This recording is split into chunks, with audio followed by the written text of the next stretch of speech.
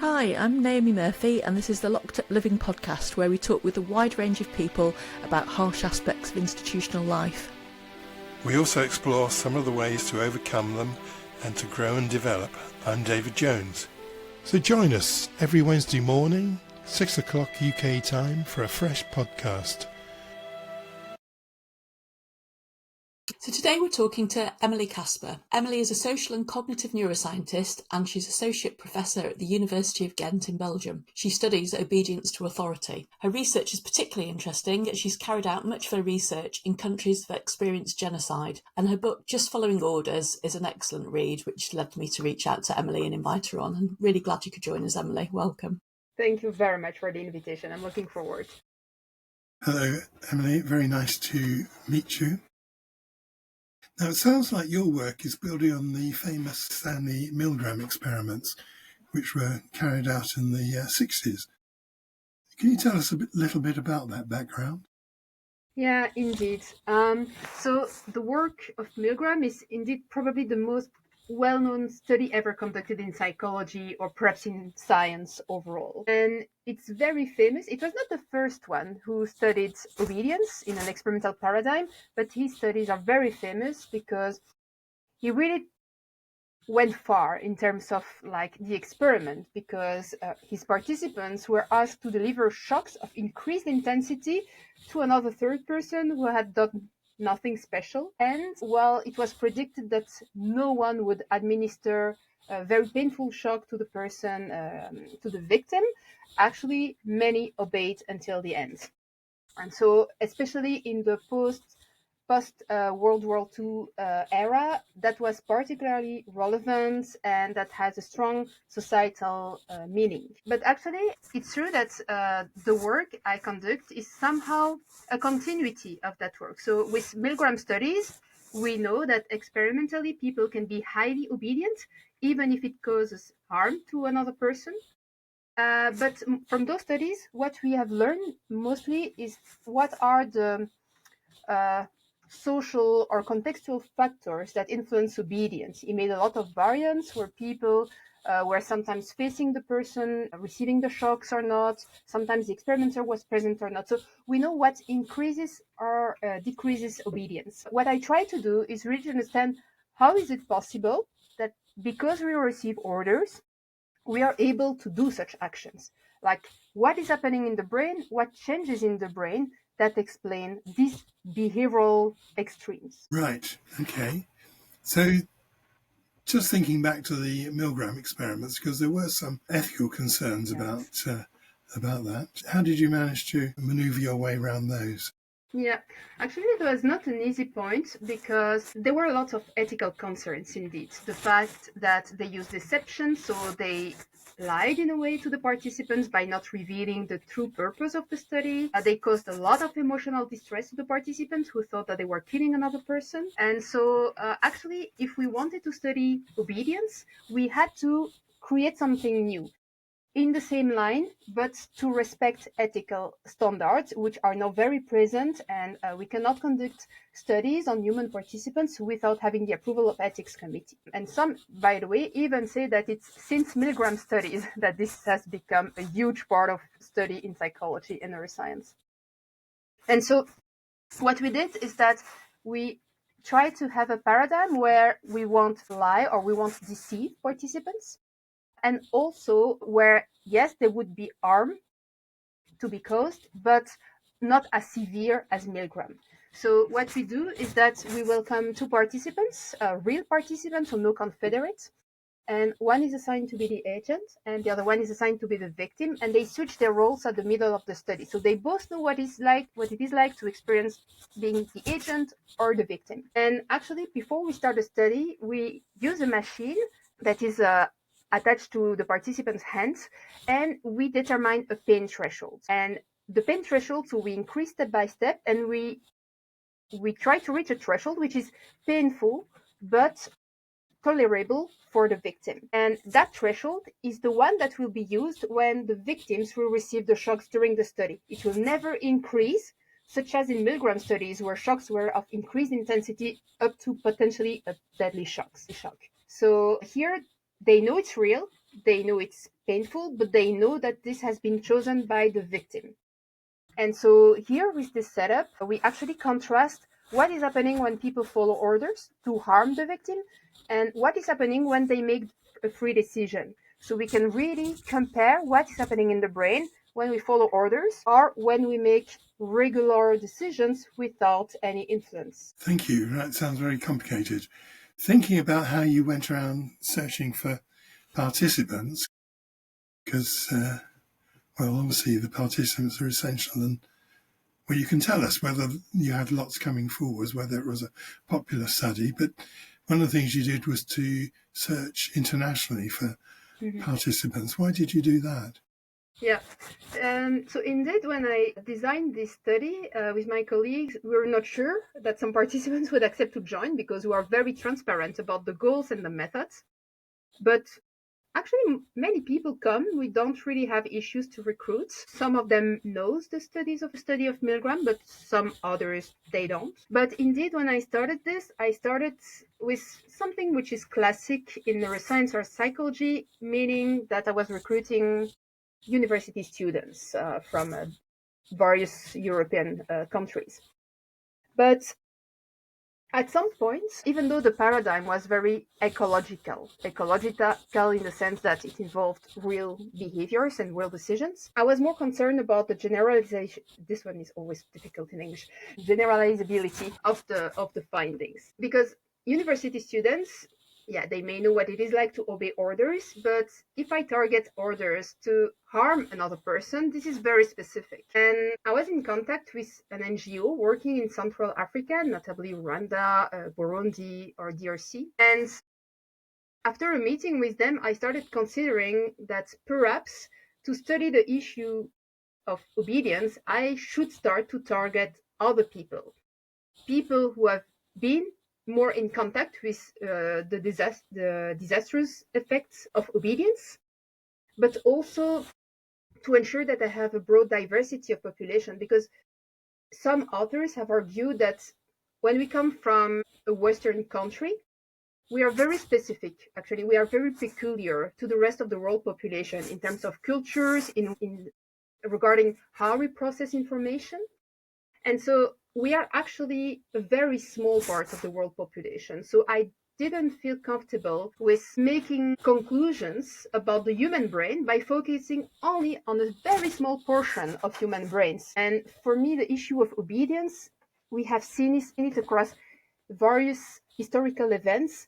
So I was also wondering if there was a common ground, like something shared by our species as a whole, or if it was more something specific, like did Milgram would give similar results, for instance, in other cultures. Thank you. Yes, I mean, I can see the point that you're making there, but the implication is that you travel to countries where there's been civil wars, places where groups who've committed atrocities against each other, and that they live side by side.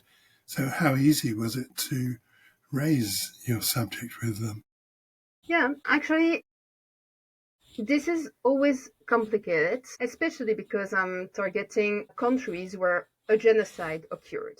And this is already very different from a war. And in many countries, just seeing war context or genocide context is already a whole political discussion, because some countries do not officially recognize a genocide while others do recognize it. So actually, something that I didn't expect when I started this career in neuroscience and these topics is that I should also learn a lot about the political situation in the country to know exactly, okay, what I can say, what I can't, what is tricky, what is accepted there or not. And I mean, it's another part of the job that I didn't think I would have to manage. But then, for instance, when I conducted this research project in Rwanda, I was also not knowing how they would react to that. They are very open to questions related to the genocide, to academic research related to the genocide, but most of the time it's related to trauma, for instance, or other associated aspects of the genocide, but not necessarily focusing on the perpetrators, on how we can explain those atrocities. It's also very complicated to try to explain how or why the perpetrators act the way they did. That's also very tricky, especially in a society that is trying to recover from such a strong trauma. But so the first step is anyway to request ethics approval from the local institutions, and that was actually directly granted. I was afraid that they would not accept the paradigm, but actually they found the question very relevant for the country. I had the same in Cambodia. And yeah, actually, to recruit participants, people are really willing to participate. I did a first study there with the generation born after the genocide. And last year, I also did the same study with actual former genocide perpetrators and rescuers, so those who resist orders. And actually, many people volunteered. They all reported that they felt well. So yeah, I'm actually surprised and but positively that people feel really engaged with this topic. Have you come across the work of Bas Dreisinger, Emilie? She wrote Incarceration Nations, and we interviewed her on the podcast, but I think one of the countries she went to was Rwanda, and sort of thinking about how to find different, more progressive ways of achieving justice, really, in countries where they've had genocide. Yeah, that's complex. And for instance, by working in Rwanda and in Cambodia, I can already see strong differences regarding how justice has been conducted. So, for instance, in Rwanda, I would say that almost all the perpetrators or all the known perpetrators has been condemned during the Gacaca trial. So they really tried to put everyone on trial, to involve the local populations to ensure that justice would be given. When I was in Cambodia, actually that was more complex. So initially, I was also trying to find former perpetrators, survivors, but actually there only less than 10 people has been condemned for the Khmer Rouge regime. And because the way they consider it is that only top leaders should be held accountable, but all the executioners actually should not be prosecuted. And so it means that a significant part of the Cambodian population think that somehow justice was stolen from them, because most of the people who actively participated in the killing acts will never be prosecuted, will never have to fear any justice.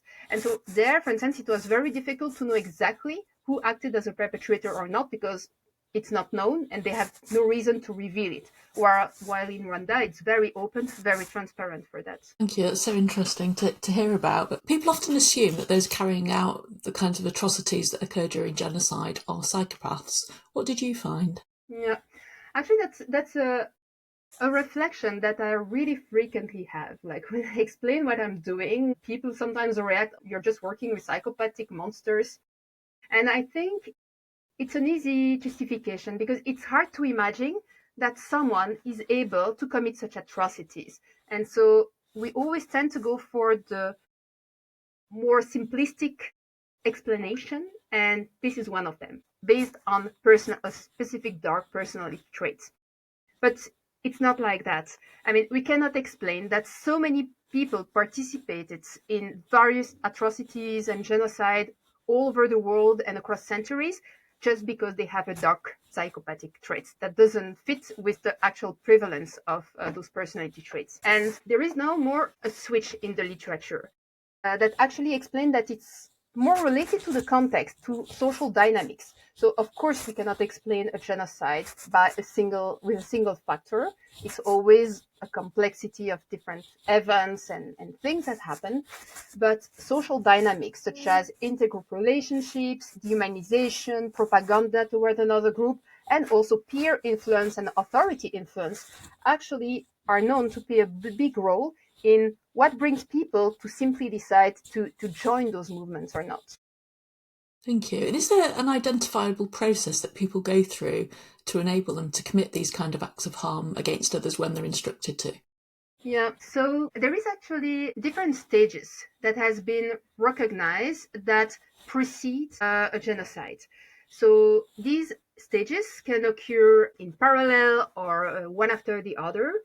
And most of the time in all genocides, regardless where they occur, it frequently starts with, in addition to economic and political instability, by a classification process where people are split in different groups, and then there is this dehumanization process along other factors, and then there is the extermination phase. So there is this this organization, Genocide Watch, which that actually lists these stages of genocide and follow up all the countries in the world to say where they are at the moment regarding this towards other groups and which are the groups that are targeted.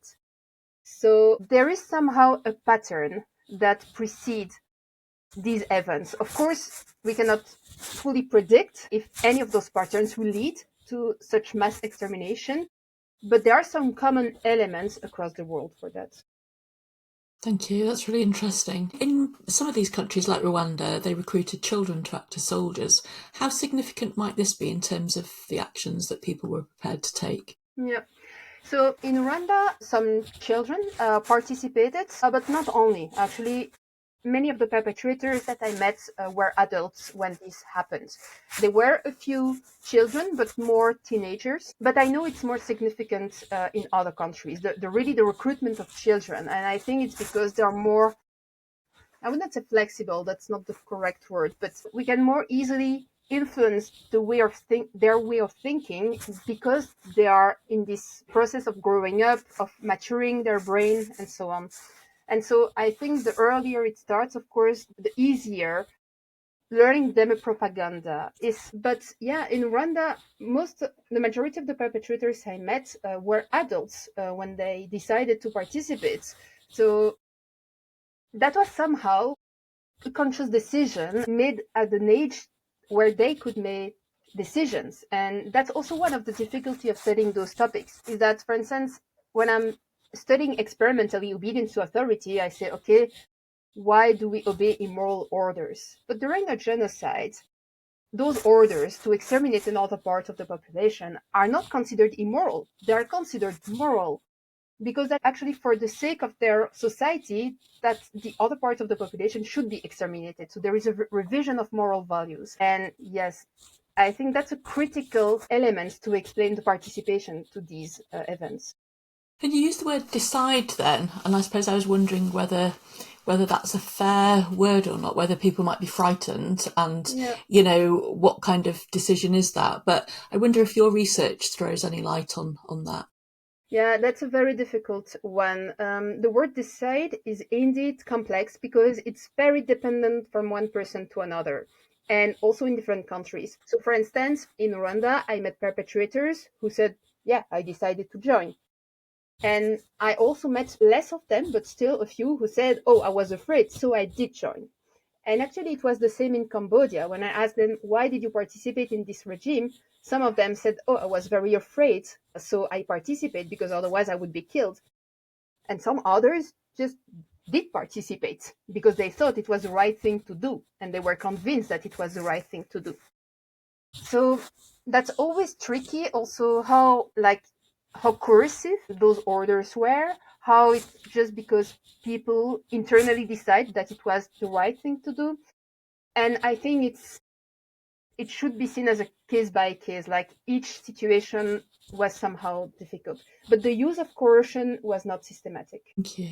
And does participation in genocide change people's brains?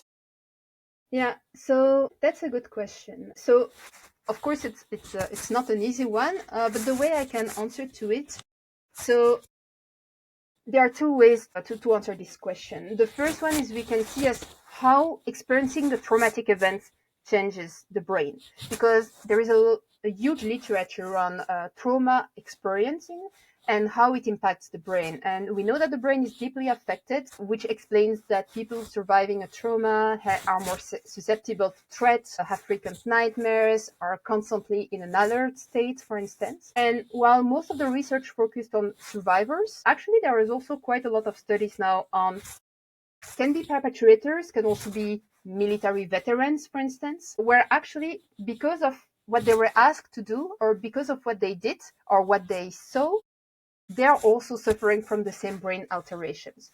So I think this is the first important point, knowing that even if you are from those perpetrating, it will not, I would say, save you from also experiencing the psychological consequences of it. But another result I was surprised is, so this paradigm on obedience that I created, in a variant of it, people can actually decide to follow or not this order. So they can decide to or obey or to disobey and resist. And when I did a first study in Rwanda on the generation born after the genocide, they were all highly obedient. Almost no one disobeyed. It was very extreme. And I was a bit surprised because it could perhaps be been explained by cultural differences in relationship to authority, because they have a strong cultural relationship to authority, and other cultures were less obedient. And then I started a few months ago a kind of similar study, but as I said, with actual genocide perpetrators and rescuers. And I thought, okay, perhaps they did obey during the genocide. They are also from Rwanda, such as in my first study, so of course they will obey all the time. Actually, they disobeyed a lot, but really a lot. I never saw that before. Not all of them, but a huge majority of them resisted those orders to harm and chose the other option. And when we debriefed them and asked them why, actually a fair number of them reported that it's because it reminded them of the genocide, and because of what they did, they would never be able to do the same again. And that's actually very interesting because it shows that first it rules out a bit the idea of the personality traits, because it doesn't mean that because one person was able to participate at point A in time, it means that they will do exactly the same later on. Here we really see that somehow they have learned, they have seen the disastrous consequences of what they did, and so they won't do it again. So actually, these are the different changes that we can observe. It's really interesting to hear that, Emily. And I wondered were there any obvious negative consequences to your participants if they didn't follow your instructions? No, actually, it was not a coercive context in the sense of what could happen. So here we have a paradigm where if they chose to send harm to another person, for instance, a financial harm, like to take some money from another person, they increase their own monetary gain. So they have a benefit from obeying those orders because it increases their own monetary gain. And we have decided this because it really places our participants in front of a moral dilemma. Should I accept to take money from another person to increase my own monetary rewards? And actually, it was inspired by reports that we have from the perpetrators during the genocide, which reports that some of them, they participated because they were able to loot the houses of their victims, for instance. So there was really this money component that was associated with their decisions to participate. When they disobeyed orders, they were not making money. So it was not a strong consequences, but that was still a consequence. Thank you. A lot of what you're saying, Emily, reminds me of the reading I've done on death squads in Nazi Germany, particularly those who were involved in going to towns and then taking women and children out into the woods and shooting them. Mm-hmm. And there was a differential effect upon the individuals who participated in that. Of course, they had little choice. If they refused, then they would have been shot. But some of them went to some lengths to avoid doing it, or some managed to kill a few people, but then found they were sickened, and others, of course, just got on with the work. Mm-hmm. And of course, many of them were quite traumatized by that. Did you find that some of your participants were affected in that same way? Yeah, actually, I found that some perpetrators were really affected by what happened. But it's sometimes also very tricky to speak about the negative psychological consequence that perpetrators can add, because if we take the side of the victim, it's kind of removing their own pain to give it to the person that had contributed to that pain. So these are also tricky topics. That's very important. I think we should raise awareness about living with that, and this is especially common in the military, for instance. Most of them, they can suffer from moral injuries. Like, it's a bit like PTSD, post-traumatic stress disorders, but it's more related to feeling of guilt or shame for what they did or what they saw. And that's a topic that was not really well known or openly discussed in the military before, but now we have more and more research about that. And some reports that indeed it didn't start directly after the events, but years after, when they really had time to process what they did. And that's where it hit. And yes, I saw that as well with those I interviewed. So, Emilie, the knowledge that you're gathering through your studies, how can this knowledge be used for greater good, do you think? Yeah, that's really something I try to consider a lot, because I want that these studies serves for science, but also for more to help societal issues. And I think, well, I was mentioning raising awareness and knowing that our brains can be affected by just simply following orders is already a first step to know. And so people can perhaps reflect more on their own individual responsibility or accountability for their events. But I think a promising future idea that I have for that is to focus on those who actually resisted during genocide. So the righteous among the nation, as they are called, following the Holocaust, or the rescuers. I think these people are really a key, because in those events, we know that many people will just follow or just will not act and remain bystanders.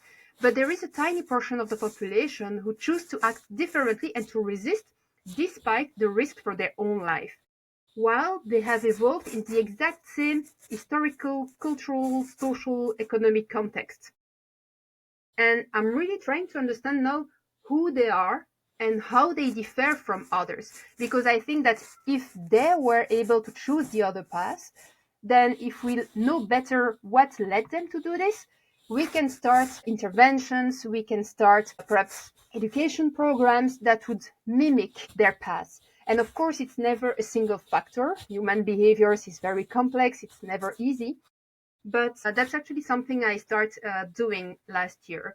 Well, meeting, interviewing, and testing genocide rescuers. And for instance, just as a first result among others, something that differs quite a lot between the rescuers and the ex-perpetrators and bystanders is the fact that they benefit from role models from their family members during their childhood. So a majority of them reported that they witnessed their parents or grandparents also helping people in the past and rescuing people. And of course, it's not absolute. Not all of them had role models. Some perpetrators, for instance, also had role models. But it's really something that significantly and strongly differed between groups. And so it looks like having a role model that is able to do this really influenced the way children are going to process these decisions to risk their life to also help others. And so following this, I'm, for instance, at the moment trying to create a comics for kids and teenagers where I would display the real stories of real life rescuers around the world to really give role models across various cultures, to really show the examples of those people and sharing their stories. It's really interesting to hear that, Emilie, because we've interviewed quite a few whistleblowers on this podcast, and I think what often comes across is quite often they've not been the only person who's been aware of wrongdoing, but something about them has meant their integrity has mattered more to them. They've held on to their principles in a way that other people have been able to cast theirs to one side, perhaps. So interesting to hear about that work. Yeah, no, that's very interesting. And actually, I will seize this opportunity to say that if anyone feels that they belong to this category, regardless where they come from in the world, or if they know other people, I would be interested to hear their story, because I really want this book to broadcast the stories of any regular human beings on Earth who was able to resist undue influence and do what is supposed to be the right thing to do. So we'll make sure we amplify that on social media, Emilie, because I know that a lot of people who listen are people who've found themselves in that kind of situation. So certainly glad to help you get participants for that. Thank you. Have you learned anything that surprised you during your research? Honestly, when I'm doing this research, every day is somehow a surprise. For instance, if we start from scratch, when I designed this task, I thought that no one would ever administer a real painful shock to someone else for a very small, tiny monetary reward of 5 cents. Many people actually do it. I also thought that no one would ever obey my orders. Almost all of them did. I thought that the former genocide perpetrators would never disobey my orders because they did obey in the past. And a huge number of them disobeyed pro-socially and refused to do the harmful option to the victim. So actually, I'm always very surprised. Perhaps I'm very not good at predicting the behavior of people. I don't know. But it's certainly a huge human adventure. It's very specific to do this and to move from the classic lab studies that we see in most of this research and to do something more on the field, to hear their stories, to try to understand those people. Yeah, it really is a bit an adventure, honestly. Emilie, you're involved in studying the shadow side of humanity. Mm-hmm. What's this been like for you as a journey? Yeah. I would say, honestly, not always easy. Now it's okay, but when I started doing that, I, of course, had to read a lot about human atrocities. And in the beginning, when you just read every day about that, yeah, of course, it impacts your emotional well-being. There were some days I was feeling super apathic or depressed, or I was doing nightmares when I started reading other interviews conducted with genocide perpetrators regarding what they did. I could barely read 5 pages in a row, and I had to stop when I was doing nightmares. And yeah, in the beginning, it was really not an easy one. And actually, at some point, you somehow learn, perhaps it's not the right word, but you learn to manage this. You're really motivated by this quest for understanding, and you get accustomed, I would say, to hear this, to read about those atrocities, to imagine the victim, and after a while, that becomes okay. But yeah, most of the time, if you invite me at family dinner, it will be quite depressing for the whole table for a while. How do you protect your own wholesomeness? I mean, it sounds like you're shifting from looking at people who cause harm to those who are capable of resisting, and maybe that's part of it. But I wonder if you do anything else to protect your own sense of wholesomeness. Yeah, so I would give an example, for instance, because we also work in prison with incarcerated individuals. And a rule that we have in my lab is to always be by pair, at least. So during the day, we conduct the studies and so on. And then on the way back, then we can debrief. We can speak about how we felt, at least with another person. And actually that helps to be able to discuss that with other people, to always have someone else with you who is experiencing and hearing and doing something similar. And I think that helps. For me, that helped a lot, but also the fact that, yeah, I accustom myself to hearing this and so on. Yeah, actually, I think it's very dependent from one person to another. Some people also say that it's why interviews with genocide perpetrators are so rare, because that's very difficult to hear all this. I think the days that were the most difficult were when I had to alternate between the survivors, so the victims, and the perpetrators, because you hear one side of the story and then the other side of the story, and your job is to remain completely neutral and to analyze this and to understand all of them. But that really requires a lot of strong emotional balance.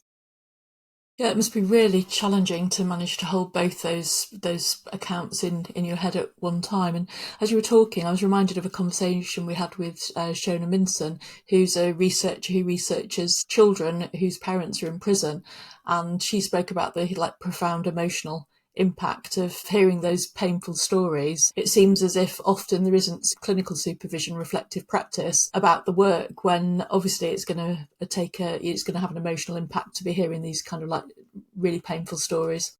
Yeah, exactly. And I think for me, something that helped also was writing this book and writing the next ones, because that's also a way for me to, because of course there is the scientific part, but there is also the human part and more autobiographical part of explaining how I felt at that moment, how I process this information. And I think writing for me is a process that helps a lot, for instance. Thank you very much, Emilie. Thank you so much. So, do you have a date for the book? What's the timeline? Yeah, so the book Just Following Orders has been published last September, and now I'm working on the next ones. One of the next will be on the rescuers specifically. I try to understand how they differ from the others, and I will share their stories as well as the neuroscientific investigation. But for this one, I don't have a timeline yet because I'm really at the beginning of writing it, 2 chapters so far. And then there is this book for kids and teenagers that I'm hoping to do. So I'm in the process of doing it, and actually it will be finalized when I will have found different stories that can be included in the book. So keep in touch with us and we can always post afresh. Yeah, Thanks very great. much indeed. That was a very moving conversation. Thank you very much for inviting me.